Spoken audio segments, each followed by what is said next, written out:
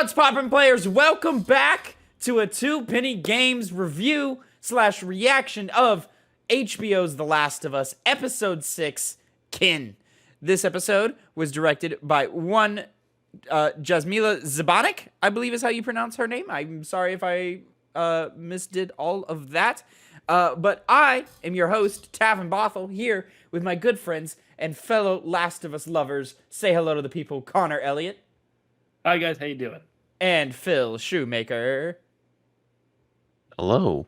Oh, he put a little voice on for us today. Sounded vocal We all just got done watching The Last of Us, and we are here to review it just like we do every week over at twitch.tv/2pennygames. Immediately after the episode goes live, we watch it, and then we come run into our computers to come talk to a screen for your enjoyment. And then you can find it over at youtube.com/2pennygames. at 2pennygames, excuse me, if you couldn't catch the live stream. So here we are, gentlemen. Is anybody itching to go first? No? Kevin, you are as we've said many times, I'm just the guy. You're the guy. You're the guy. I'm the guy. All right.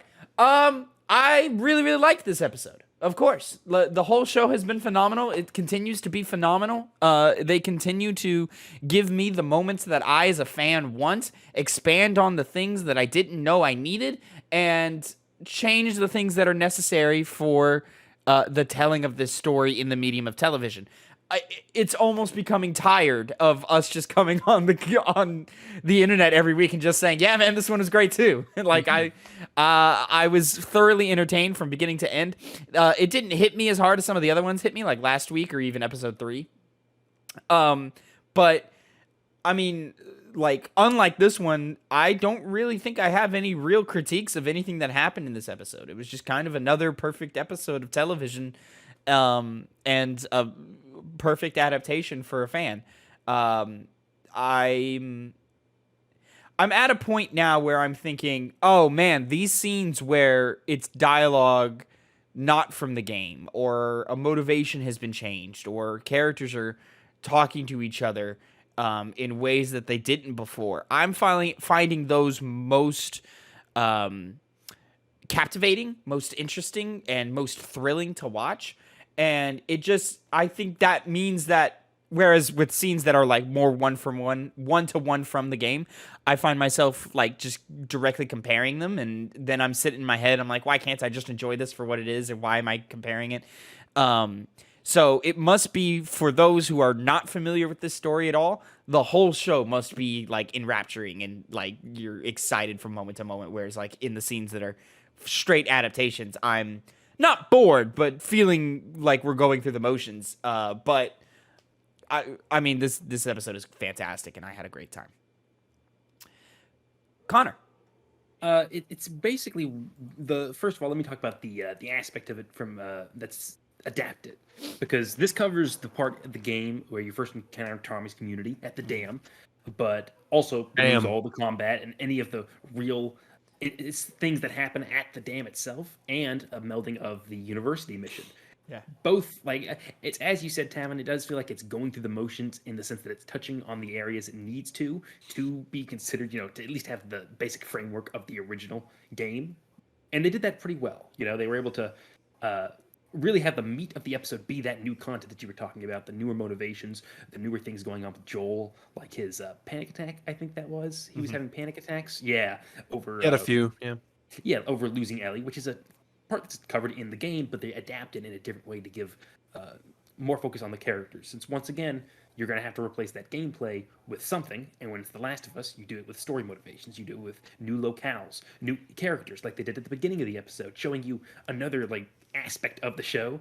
I loved that scene, by the way. Awesome. It was really cool. Just people living out in the woods. It really expands on the universe and what would exist in this kind of scenario, which is what people like to see. They've liked to see the adaptations of the cordyceps virus to the TV show, going with the vines. They did that with a lot of episodes in the past, having them being a lot more of an environmental threat, and now changing this, giving us more of the world and showing it from a different angle now that there's a lot of gameplay removed, but at the same time still having those scenes of tension that the gameplay would provide, like at the end of this episode. Every single episode seems to have something in there to have some kind of tense moment to remind you that we're in the world of The Last of Us. It's a post-apocalyptic world, and it's this was a really good showcase of the show's ability to just envision the world in a more a wider view than what the game gave us. It's as you said, it just continues to be a great adaptation, and they know what they're doing. Yeah. Phil. Yeah, shocker. This episode, the show's still good. Yeah. I didn't think The Last of Us could get any better, and then there was monkeys.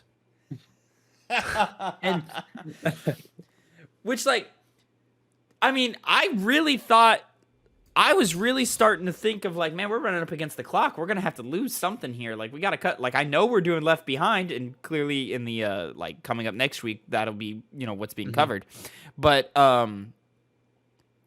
like, I was sitting back wondering, I was like, are we going to get the university? Are we going to get Tommy's town? Are we going to get, what are we getting this week? Like, because there's a lot to be kind of covered. Like, there's a lot of plot points that we have to hit, or maybe not hit. And the fact that we still got all the big beats of that section of the game was impressive. Connor mentioned, they cut out all the combat stuff of Tommy's Town, which I was so thankful for, because even in the game, it just feels like combat for combat's sake. Like, hey, player, don't get bored. This is still a video game.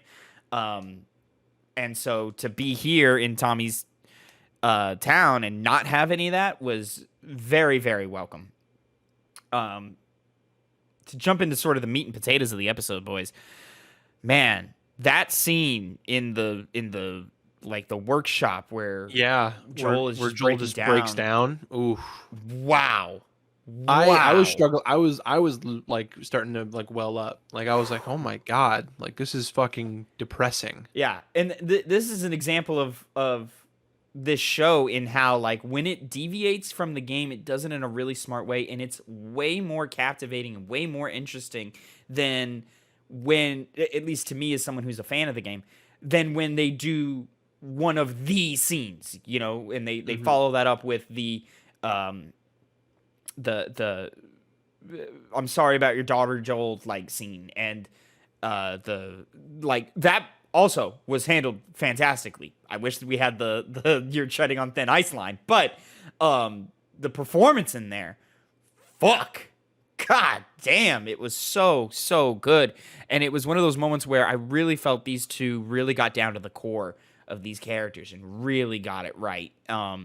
It's not like a 1-for-1 performance of the two. They're close, but it's not 1-for-1. Like, they knew how important this scene was, and they treated it with the right amount of respect, and these actors really embodied these characters. And it's one of the few times while watching the show where I sat back, watched, and I went, that's Joel and Ellie. I didn't think that's Pedro's Joel, that's Bella's Ellie. I thought that's just Joel and Ellie. Which is very, very impressive. But bringing it back to that scene in the workshop, wow, way, way better take on Joel as a character, like, that allows you to go way more in depth and do something way more interesting than what we got in the game in those moments. Because in those moments, like, you buy it and it makes sense, but to add that dimension to Joel, that really was always there. We just didn't get to see a lot of it. And now that, we're putting that full front, fuck, I love this show. Yeah, at the sticking with Joel, because I including on what you just touched upon, which obviously I think was like the crux of the episode. That was the moment. You can argue that maybe the end was as well, considering what happens, but that's more so for people who hadn't played the video games and don't know what's coming. They're like, oh, what's going to happen now? He's been impaled. So, this part was definitely the thing that was nice to see expanded upon from the original scene, which I like how they do when they first arrive at the settlement, before, like, the friction of Tommy and Joel. You see Joel be a lot more relaxed, a lot more open. He's a lot more polite than we saw him during Bill's Town or any other group that he's met up until this point. And you were able to see him kind of get back to that sense of normalcy for just a small moment, which shows that he's, he truly is a character that, even though he has done bad things, he's not just a bad, ruthless, evil person. He has good aspects of himself that come through when he's not having to feel the need to survive. So, even though it was just for a small moment during the show, I really liked that look into that character.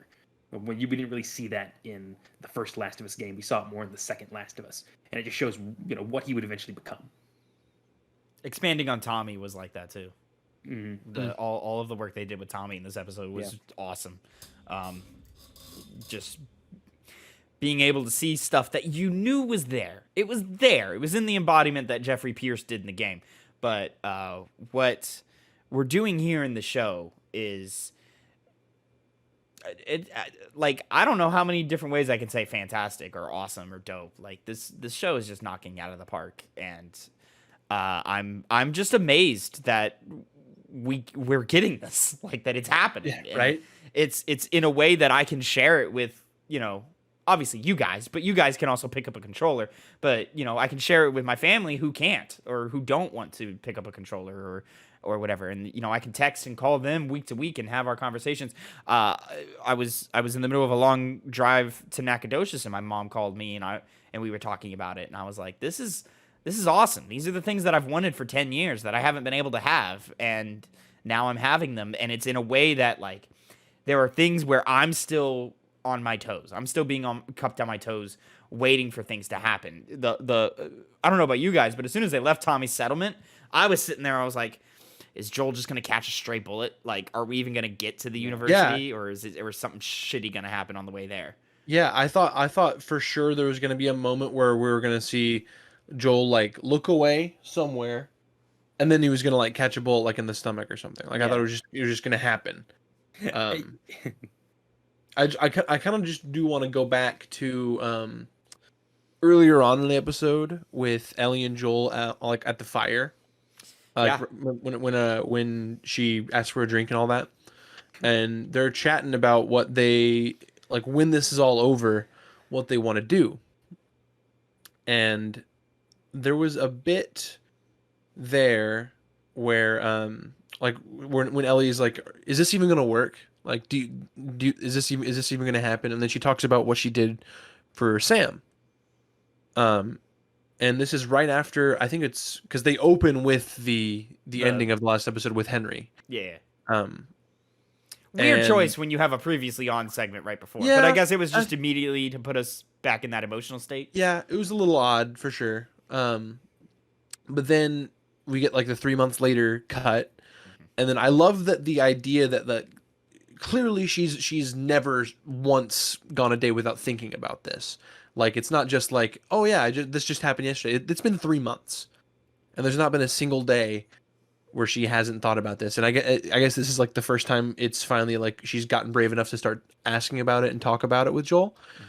And it just I think it's really good to show that time that it takes for you to want to talk about, like, a traumatic event and want to put that out there and want to ask questions. Is any of this worth it? Is it going to work?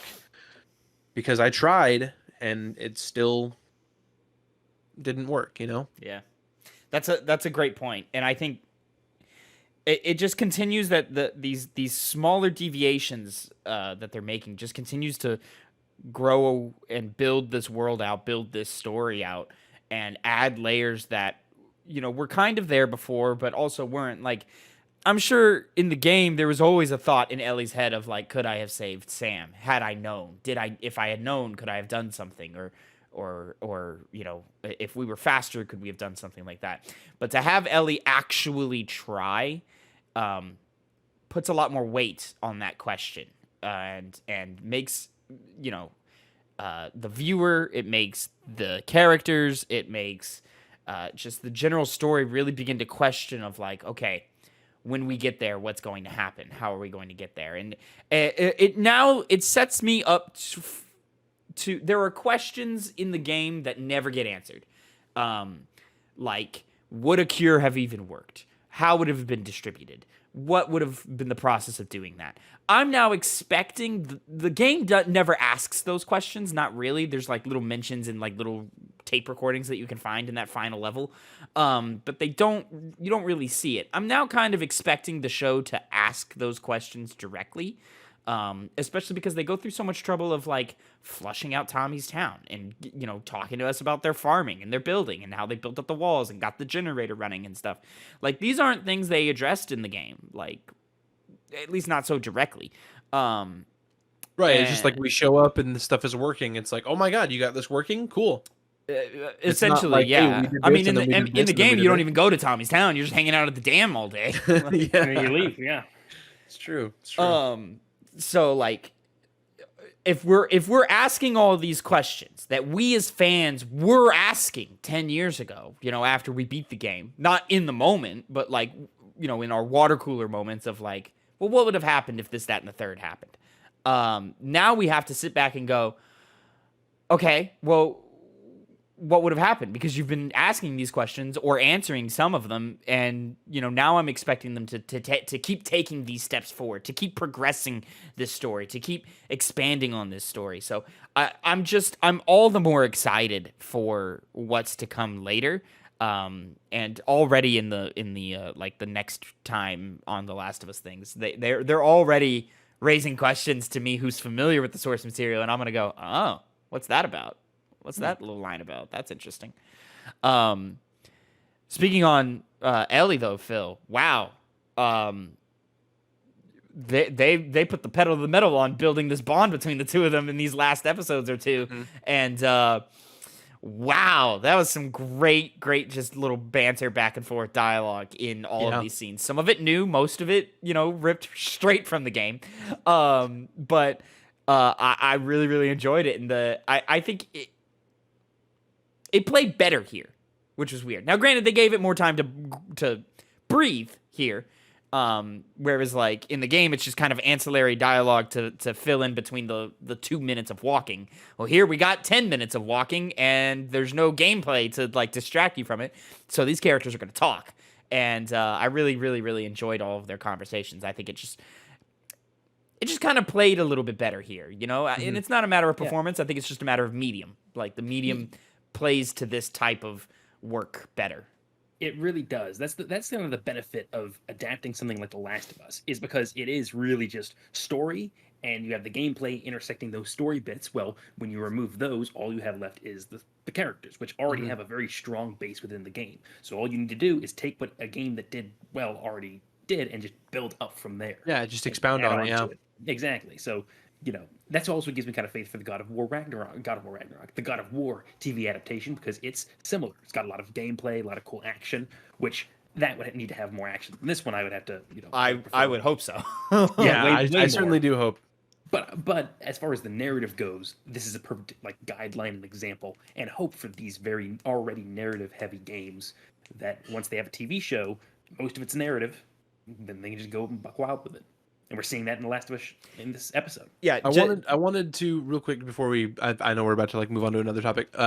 We're talking about like how we're just walking and seeing them talk and the stuff, and then we have the whole bit with Tommy's Town, and then whenever they're back, they have that little falling out, and then they come back, and we're doing more like fun like more talking stuff. Yeah, I love it. No, I love it. It's just we don't miss a beat. I loved it, and like just going right from and it doesn't aim right, it doesn't shoot right. Oh, that scene was dope. I love that. And then the fact that they drew asshole on it for no reason. I was like, yes, this is good. Yeah, and then fucking Joel hits it immediately, and she goes, "You dick!" And it's the same one from when Joel already knows the punchline to the joke, and then he says it. It's the same. You dick. It's the same. I love it. But kind of jumping off of what you were talking about there, Connor, where like this story plays so well because I feel like The Last of Us has always struggled with its gameplay versus story balance, where the story is always kind of jerking control from the wheel from gameplay, to the point to where, especially in that first one, gameplay at times feels like secondary. God of War has a better balance of that, and maybe they just, you know, find that balance with implementing more action than what this story has. But I'm curious to actually see how well God of War does perform in its adaptation, because it could do that, or it could be like Halo, or it could be somewhere in the middle, you know. And I'm curious to see where we go and how we continue down these lines. But god damn, am I just a happy boy with this Last of Us right here. I think we've said it a few times, but I just love that we're at the point where video games have, in the mainstream, extended beyond the medium of just video games. Mm-hmm. Like, I love that now we have actual good adaptations of things. Yeah. At least satisfying adaptations. Not I mean, good is subjective. So, like, I mean, like, I think what I would say is satisfying to those who like the original product. Right. And it's also on. the general It's on. audiences. I mean, I think this show is a definitive statement of, hey, video game adaptations can be just as good or just as bad as any other adaptation into any other thing. It's like, you can't. We've known this for a long time, but you can't say video games have bad stories anymore. Like, Right. They still do, but so does everything else. You know. Right. It's not exclusive to video games. Yeah. Yeah. And then now, like, it's just like, we've had a couple of good ones. We've had a couple of okay meandering ones, and we've had some terrible ones. But this one and, you know, a couple of other examples are I think just definitive, like, stamps of, like, those days are over. This is the bar now, and you can either rise to meet it or fail. And Fall like, behind it's it, not yeah. like it's not like every, you know, young adult novel adaptation knocked it out of the park. You know, there was your Harry Potters, and then there was your Percy The Lightning Jacksons. Thief. You know, Yeah, where you're like, oof, no, We went no to the good. same exact place. I like it. Yeah. I almost went I Am Number 4, which was a much smaller book series that had a gonna terrible say. movie. Other than a large book series that had a terrible movie, or two terrible movies rather. Didn't they make more than 2? I don't know. I I've don't only know. seen. They've I got only a knew TV of show two. coming. Okay. Exactly. All right. I never read the books. Oh, they're good. We're talking Percy Jackson, yeah? Yeah. Yeah, I they're read fun. like 2 or 3 of the Harry Potter books. Oh, the Harry Potter books. I mean, they're silly, but they're fun. They're good. Never read them. But returning to The Last of Us. Right. And that is what it is all about. I really liked that opening scene. I I liked it a lot. found it was actually pretty fucking funny. Like, Yeah, it was. I was actually like laughing out loud. I love you made them soup? Yeah. Yeah, it's cold out. Just a couple that just didn't care at that point. And she goes, Like, they're just nice people. Like, yeah. Ellie says something and she drops the word fuck, and he goes, oh. Like, and then big she's word. like, their back and forth was just so fucking good. But Sounds like they, Oh man, it also but then kind of they just answers. looked I'm off. sorry, Connor. Go ahead. What? Oh, I was just saying they were lucky. I think Oh, for sure. she probably doesn't regret her husband's decision now. No, I'm kidding. Well, it's also like, it answers another question that maybe you were asking, maybe you weren't, but of like, hey, what happens to the people who just kind of live by themselves? Well, the truth is, you know, they catch wind of what happens and then they keep living. Like, they just kind of keep doing what they're doing. Like, keep on keeping on. they just have to be a little more careful about what they do, you know? So I'm I'm not like, gonna oh, that's lie. cool. That's really If cool. I I like was- that. If I was in that situation, I would totally be so smug to myself, like, guess who's crazy now? That, Just of course, so that happy. would be your read, Connor. I will say, Well- I know it's not actually like in the game lore, but I was kind of sad like that. Just like the only bit that was the reference to that's the cutest fucking thing I've ever seen in my entire life was just the guy having the rabbits on his shoulder. Yeah, Connor, are we opening episode 8 or whatever, which is like, this is 6, so next week 7. Are we opening episode 8 with a bunny getting shot? Because that would show progression in character. Like, are we still getting the bunny bit? The problem is, I think what we're gonna get Or is her- that the closest thing to a reference we're getting to it? I don't think it's gonna open that way. That's the thing. It's gonna be the beginning of the Left Behind DLC. Not go the same way, but with her dragging Joel into that that department store, because they did leave on a cliffhanger, and this is also made for people who haven't played the video games. Yeah. That's See, what but they're marketing to. the So they want to continue that.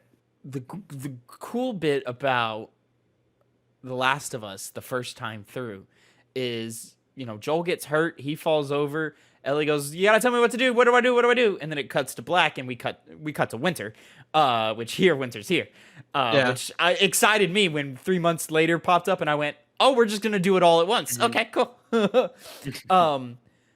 But it cuts to the bunny, and the bunny's looking cute, and then it gets shot, and you go, "Oh fuck, that's violent."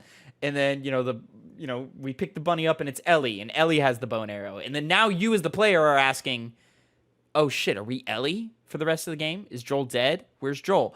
And you're sitting on that question for a minute, probably an hour, So I think it would make sense if not an hour, maybe a couple minutes, we as the TV viewer are asking that question as well. My only thing about it is that there was nothing in that final scene of this episode that made me think, "Oh yeah, Joel's dead." Like, it just kind of happened too fast. So I was like, he's probably still sticking around, personally. Yeah. There was that bit. So they're like riding the horse along, and Joel's just like fucking like you see like gray face, like fucking about to pass out. Yeah, And they then Ellie's like, gave "I us think they're gone." They gave us enough to like justify him getting weak and falling over, but they didn't pace it out correctly for us to think there's he's no dead. way he's dead. There's Right. no way. Yeah. Whereas in the game, you're sitting there going, he might be dead.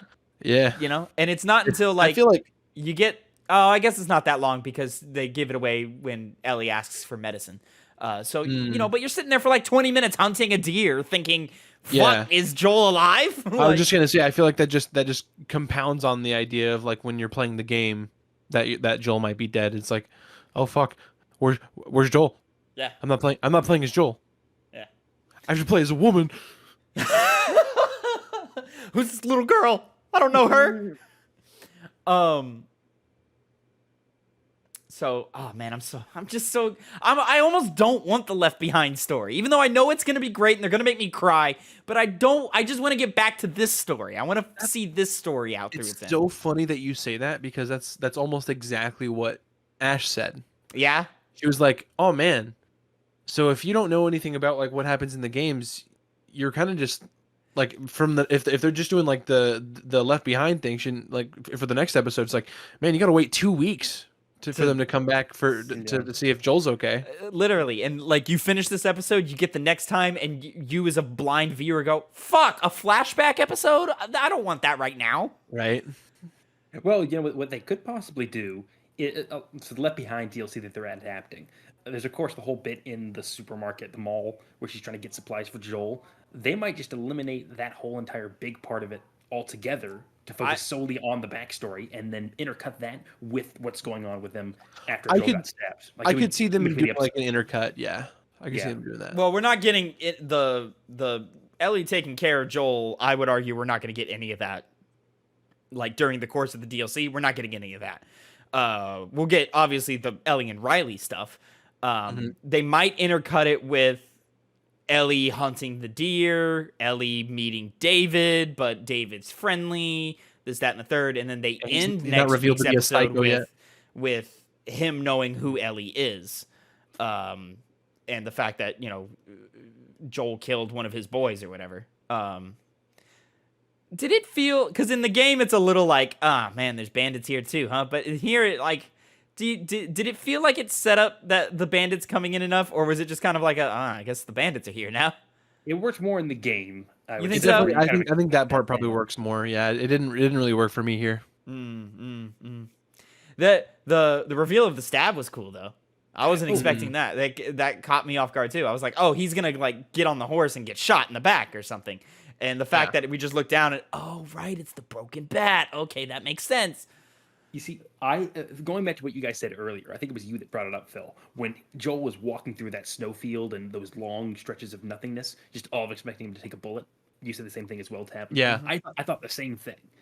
And then leading up to that scene, but after he fought off the guy, I thought, oh, since they had a moment where they're like looking at each other, and they're just not doing anything despite being in a tense situation, he's going to take a bullet.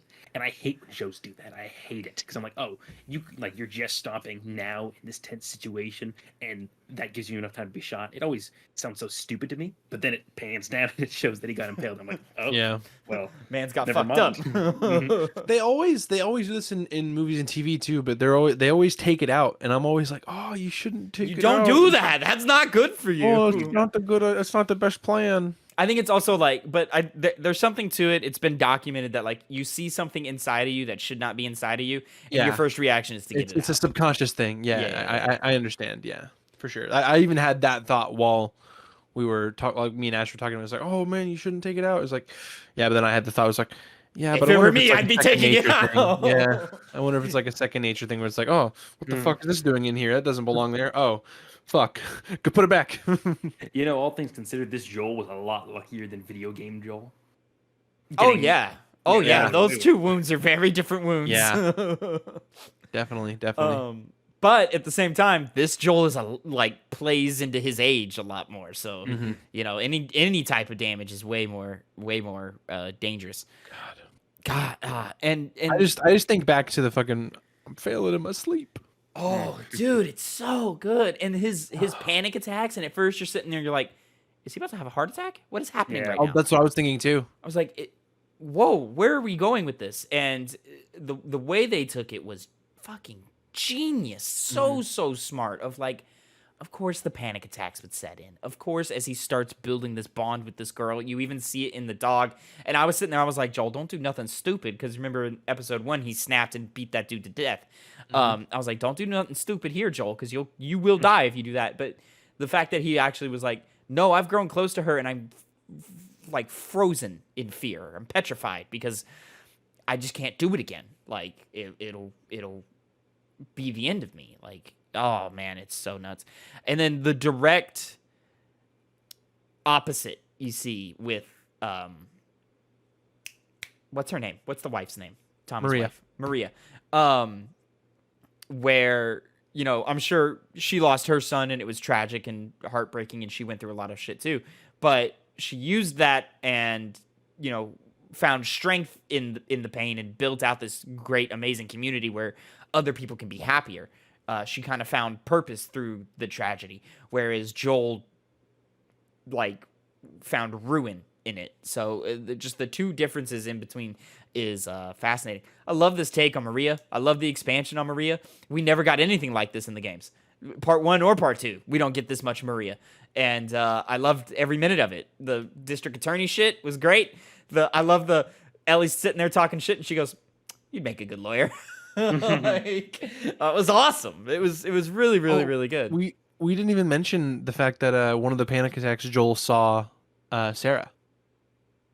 Like That's right. He thinks he sees Sarah, but it just looks. It's another girl, you know, and it's about the same age as she should be, you know, and you know, it's with a kid, and she has a daughter. Yeah, you know, he has that moment of, oh fuck, like I'd be a grandpa right now. I'd be taking care of a grandkid, like, yep, like, oh, it's so good. so crazy. God, season 2 is gonna hurt. Gentlemen, anything else we need to touch on right here? I feel like we covered. Oh, how are those CG monkeys, huh? I like them. The monkeys. They were solid. You know, I they like kept monkeys. them. They kept them in the distance enough to where you're like, all right, let's not get. It was really funny too because Ash knows I love monkeys, and then whenever the monkeys came up, she just looked at me. I was like, yeah, monkeys. Monkeys. That's another bit. I was not expecting the monkeys of all things to be in this show, but here they are. I think of like Neil Druckmann in like a fucking meeting room. He's like, better put the fucking monkeys in there. No, Craig, we need the monkeys. You don't understand. The monkeys are integral to this chapter. We don't even get the story beat that the monkeys are infected. Like they carry the fungus in them. Like, Yeah, I was. it doesn't even happen here. I mean, it's kind of hard. It is kind of hard to do that kind of stuff. It was surprising that they did the Danny and Ish in the last episode, but I guess they couldn't fit it in here. I would have mean, liked they to did see. it like in the same way, just of like having the monkeys, like a wink and a nod. Yeah. I would have liked to see the monkeys try to run away with the horse. I would have liked to see that. It'd be funny It's if like of Planet one of of the Apes, Phil. One of them put a cowboy hat on and then just like they dance around. right off in the sunset. Good enough, monkeys. And then they're the new protagonist. And we follow the monkey. Oh, that sounds Cobra. great. Not. Cobra, I just watched those Apes. movies. together, strong. Those movies are great, aren't they, Connor? They are very, very good. They're good. When I saw the third one in theaters, I didn't appreciate it, but then I went back and watched it again years later, and I was like, no, this movie's great. This is a great movie. It's just very different than the other two. It's very, very different. I didn't expect it to go the way it did. Guys, At all. all in favor of turning this Last of Us podcast into a Planet of the Apes podcast? Hey, let's go. No, I love those movies. Those are great movies. All right. Well, ladies and gentlemen, with that is your review / reaction to The Last of Us Episode 6, Kin. Let us know how you felt about it down there in the comments section. Make sure to like, subscribe, and follow for more. We've got our Resident Evil review popping right now. We've got the Two Penny Games cast coming up Monday, 8 a.m. Central Time. Tuesday, we got an episode of Hype, Have You Ever Played?, in which I continue my journey into my first playthrough of Kingdom Hearts 2. And more to come on the channel, so make sure you subscribe and keep an eye out for all of that. Until next time, have a great time. Gentlemen, say goodbye to the people. Goodbye and happy Sunday, Monday. That's all for this episode of T-Lou, and we'll see you in the next one.